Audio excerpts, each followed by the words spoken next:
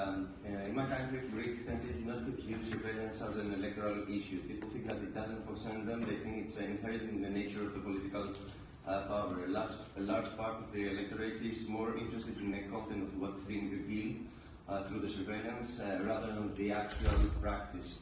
What are your thoughts about that and how the EU could persuade its citizens that it's a matter of democracy crucial for everyone? And second question, what do you think about how could you characterize the cooperation from the part of the Greek authorities and particularly the Greek government? Thanks.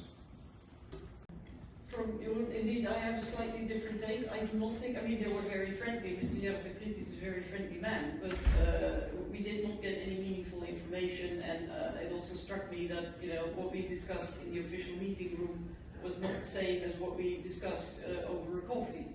And I mean, in the meantime, a lot more has come to light, so I don't need to elaborate on that, but we did not get meaningful information at all. I see that the forces in Greece, be it journalists, being the ADA, being DPA, being the Ombudsman, you know, independent bodies investigating, are under immense pressure, massive pressure. They're being harassed, they're being intimidated, they're being targeted, they're being you know, discredited.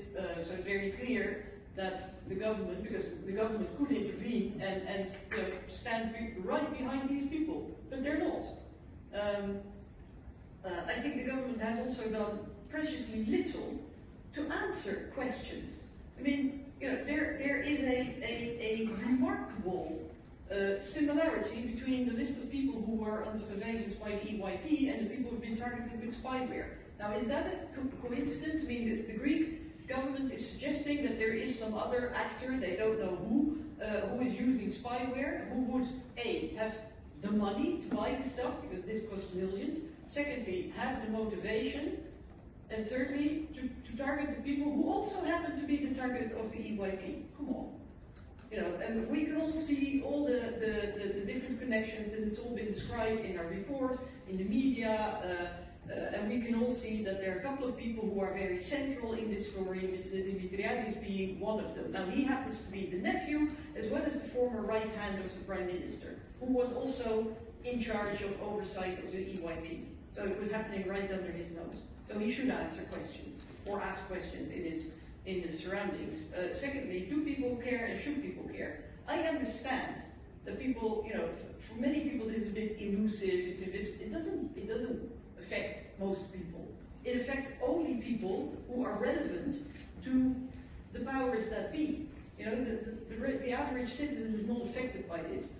But if people get cynical up to this point, then the entire political class should ask itself, why is it that our citizens have so little confidence in politics and in governments that they consider it normal for citizens to be spied upon and governments to be abusing their powers?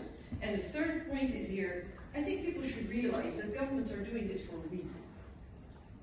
Very often it's for, you know, manipulating elections and staying in power, but it also has a lot to do with corruption and, you know, governments which are not held to account and which cannot be scrutinized and which use spyware to avoid scrutiny, they are going to abuse taxpayers' money, and they will not give citizens the services that they're entitled to. And I don't need to explain how that works out in Greece.